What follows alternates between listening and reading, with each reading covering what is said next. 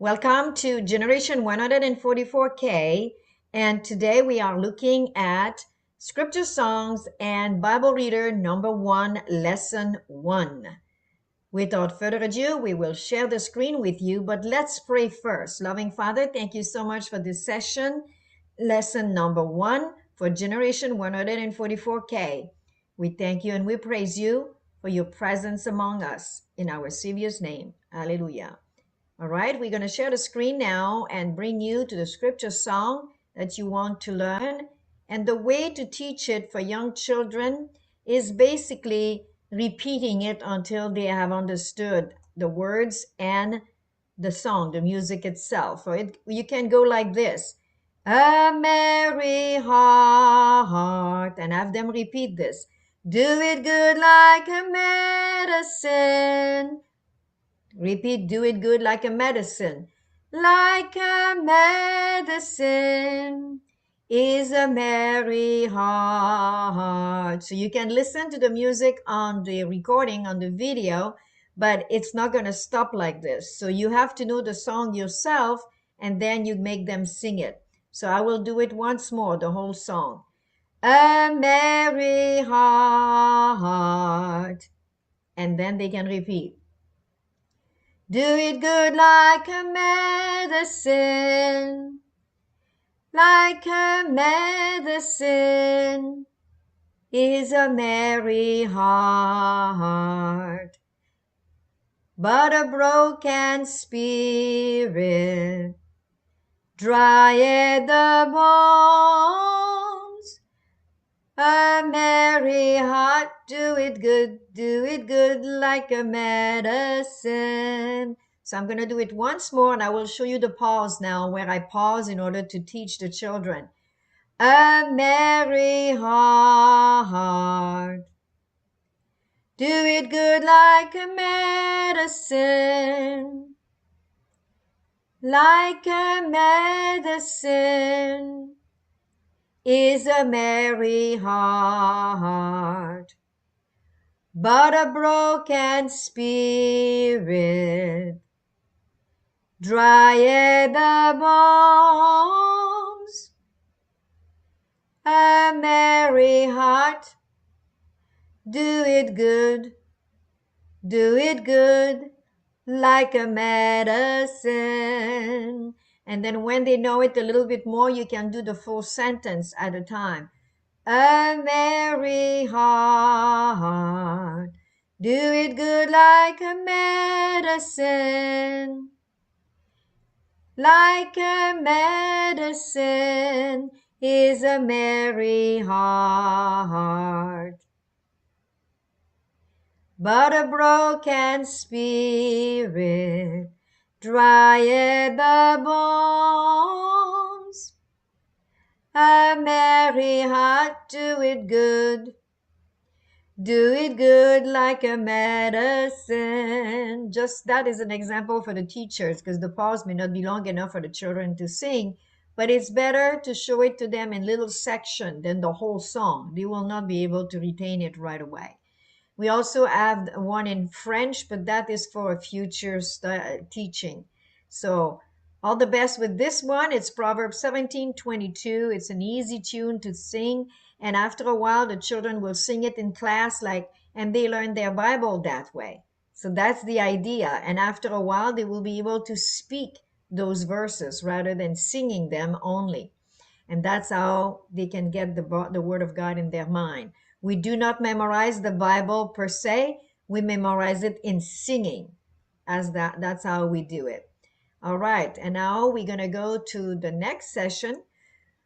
And we're going to bring you right here. You watch where it is. So we entered 144,000teachers.org. We go to Generation 144K on the menu. I will just change this picture here and put it down below here.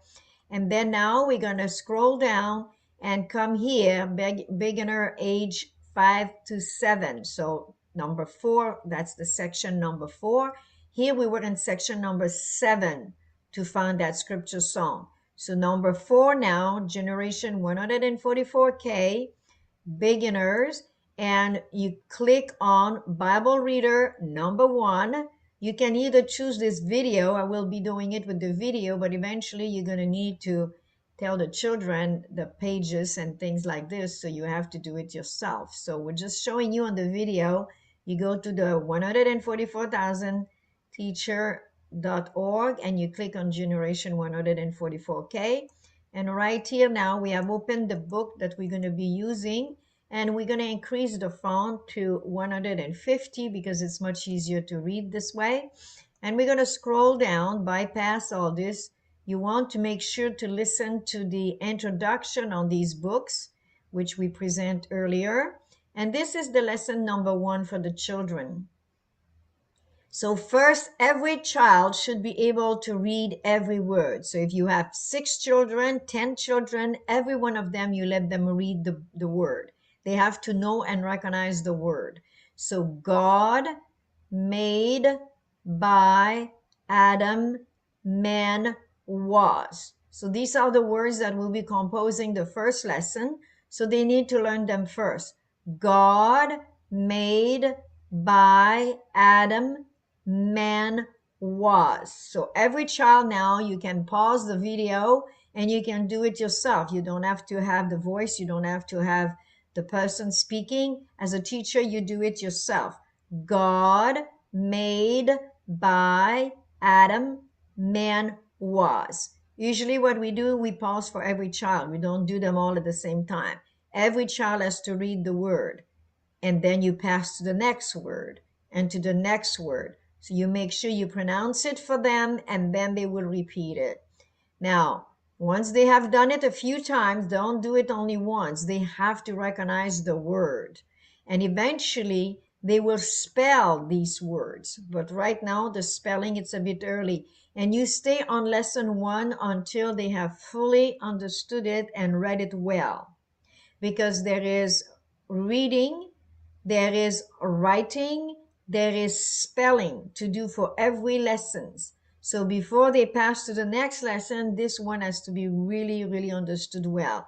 It might take, and you don't take the session for more than about 30 to 45 minutes. After a while, the children are not paying attention anymore. Their mind cannot grasp it.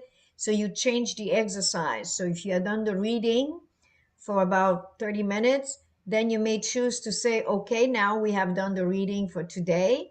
Now we're going to learn to spell the word. So it would be well if you had a whiteboard like we have here in the class.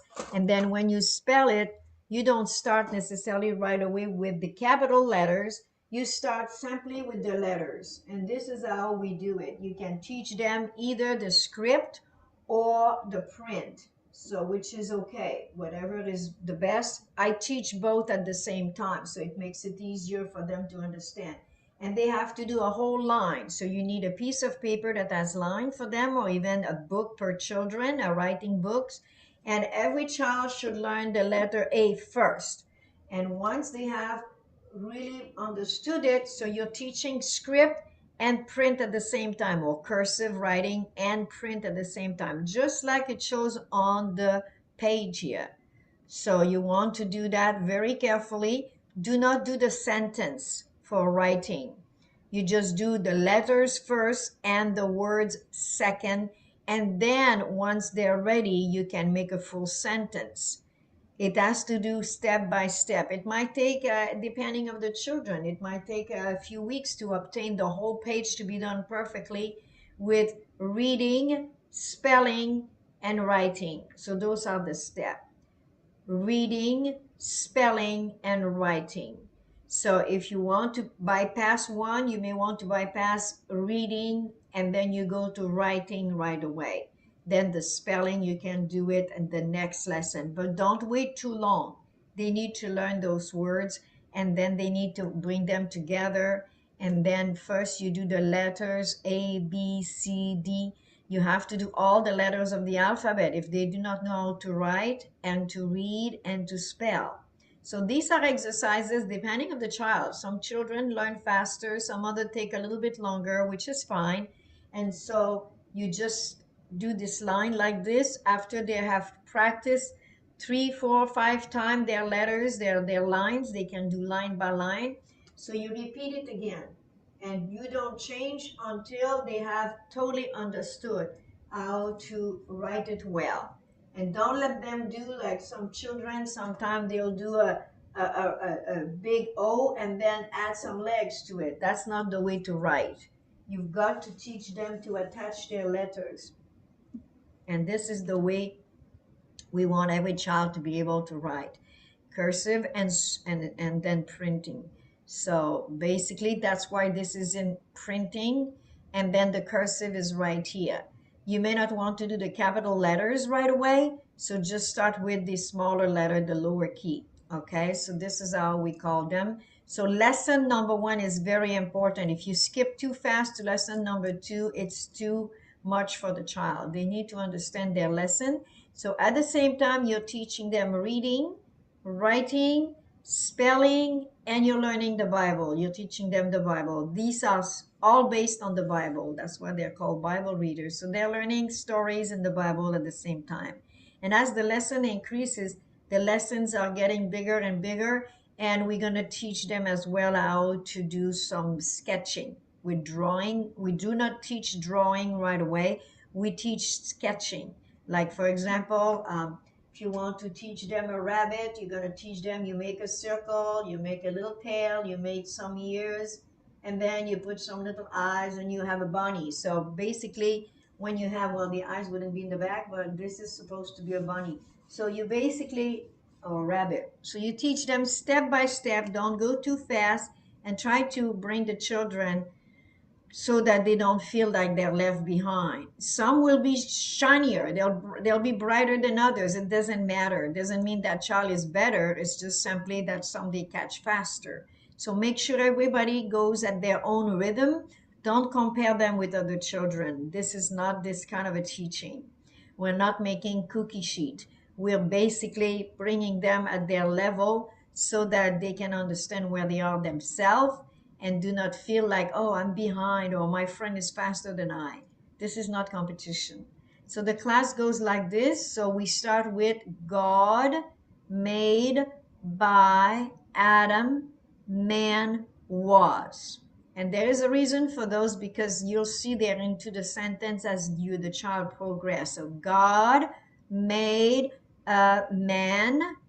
God made Adam. Adam was a man. Was Adam made by God? Adam was made by God. And then you have it in capital, I should say in cursive writing. God made Adam. Adam was a man. Adam was made by God. And what we do too, when they're a little bit more advanced, we can change those sentences. So you make additional sentences with the words that there is here on the board. So you'll see as they go along, they will learn that too. So basically, you're teaching them writing. Mainly also what's important is start right away for them to read with, give it a kind of a sense to it, a phonetic to it, like God made a man. Was Adam made by God? Teach them to do a sentence with a question, because that's how we speak in real life. The children know already question mark. They know that when they ask mommy, mommy, can I go outside? They're asking a question. So might as well teach them right away how to ask a question. So this is lesson number 1. And you repeat it until you're satisfied that all the children have understood it. But don't go any longer than 30 minutes, approximately 45 minutes, and do the whole exercise of reading every word. Start reading the sentence maybe in the next, when you do a next session. Start the spelling after that. And then in the meantime, you can teach them right away to start writing their letters. This is very important. This can be done in one class. Read the words and then start the letters. And then once they're ready with the reading of the words and the letters, it will be in their mind. They will understand better how it goes. But stay with that lesson. Don't go away from that lesson. It's progressive. And as they learn, they will add some more words in their vocabulary. And then they will be happy because it will make sense as they go along with those lessons. They get bigger and bigger as you go. And then they will understand more. This is based on Genesis 1 and 2. So this is all based on creation and in the Bible. So the Lord be with you, and may you be able to have children that are progressing with these wonderful Bible readers. And though they seem to be very old, they are very up to date, very unique. And actually, you are a teacher of true education if you apply these principles, which are the universal laws of God, which is based on creation. And then we're using, here in this case, we're teaching English. And very soon we will be teaching mathematics the same way, and all the other sciences, always using the Bible. So, God bless you.